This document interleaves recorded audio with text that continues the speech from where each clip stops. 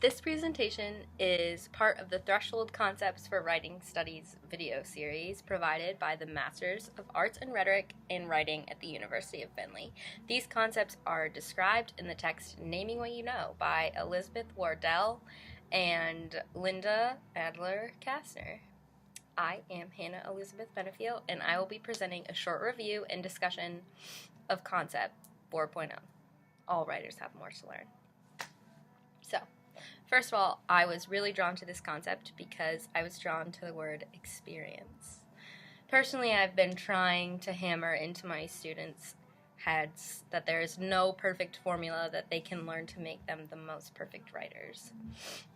It's something that comes with practice and with interacting with the world around them. It's about growth. It's about living. Writing without works instead. So, in this concept, Shirley Rose says, often one of the first lessons writers learn, one that may be either frustrating or inspiring, is that they will never have learned all that can be quite known about writing and will never be able to demonstrate all they do know about writing. So, being an English major, being a student of rhetoric, trying to figure out what is rhetoric, what's the definition of rhetoric, our job is never quite done because we can't really define where the finish line is. I have lots of friends who are business majors and they have something pragmatic because they have test results and all kinds of numbers that demonstrate when they've achieved whatever goal they have. Writers are always learning.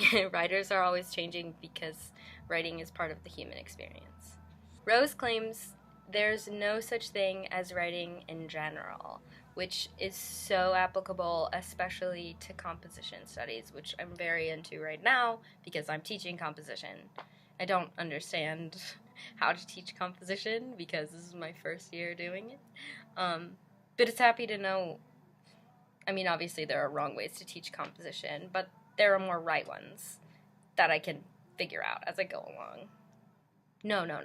There's no right one. That's the thing. There's no exact right way to teach composition or learn composition or be a writer, which is incredible. Yeah, we're always talking about different movements in composition and pedagogy, but this article posits that we should take more of a look at our individual students and realize that their writing styles are all different because their experiences are all different. Their backgrounds are different. What they live day to day, different. So they're going to write differently. I believe, personally, that everybody's a writer. I think everybody has an experience, therefore everyone can communicate it, and writing is the best way that we have to do so. Rose would too. However, she points out that there's no specific end goal of a writer. Like I said before, there's no elusive castle in the sky we're trying to reach. There's no place that you can say, okay, I'm done, I've made it. So I wrote the script for this video when I was sitting at the Fox in the Snow coffee shop in Columbus, Ohio, and I was drinking the best damn latte I have ever had. And through the window, I was watching bakers pile butter into steaming bowls to make sticky buns, which I didn't have. They were like $4. I can't afford that. The speakers were blasting this rich, layered, gutsy song that I Shazammed called In-Ear Park, and everything smelled like fairy dust and butterflies, and I felt myself changing as a writer. I wrote this, honestly, like a month ago, and I can still feel it. I can still think of that moment and how I was learning and growing and changing as a person and therefore as a writer. The threshold concept is its big theme is the idea that writing doesn't end when formal schooling does. So in the moment that I was at the Fox in the Snow cafe drinking my latte, I knew that to be true. And I am, yes, still in formal schooling, and I'm teaching formal schooling, but that experience in the cafe, with the paper and pen that I was writing the script out on, no Wi-Fi. Honestly, that experience, I grew more as a writer than I can say, oh, well, in this class I had this moment and I learned. The point of composition studies then is to be able to funnel that and let the student know that, well, yes, this is where you're learning how to communicate what happens to you outside of this class. This is kind of where you get the tools, but you're not done after this. You know, a lot of my kids, they are always wanting me to translate everything into grades, and well, yeah, I'm giving them grades. I also want them to know that after they leave my class, I want them to keep growing. I want them to keep remembering what they've learned and know that the world is where they're going to best grow as a writer. I feel like a hippie, but I really like writing, and I think everyone should, you know, even the science majors. So Rose argues, back to the chapter, that this is a necessary and somewhat radical concept in the field because it impacts what assessment looks like.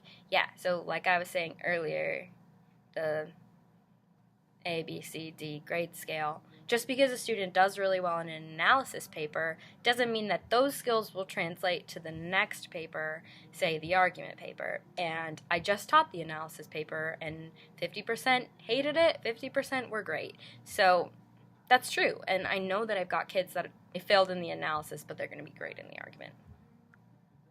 It's not possible to judge a writer's skill based on one paper. You, as the instructor, have to look at it as a cohesive, entire body of work.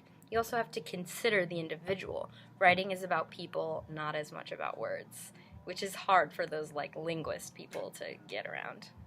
This is important to our status as aspiring writers and readers because we are never finished being skilled communicators. I love this. It's a layered process built on top of experience, and honestly saying, I don't feel qualified to write in this particular field, but I'd really like to learn.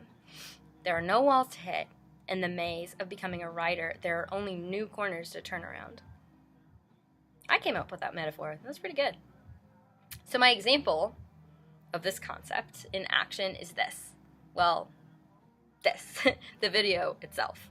I just listened to a podcast by the author John Green, who is a fairly well-known young adult novelist. You know, The Fault in Our Stars, we all read that. We all cried, blah, blah, blah.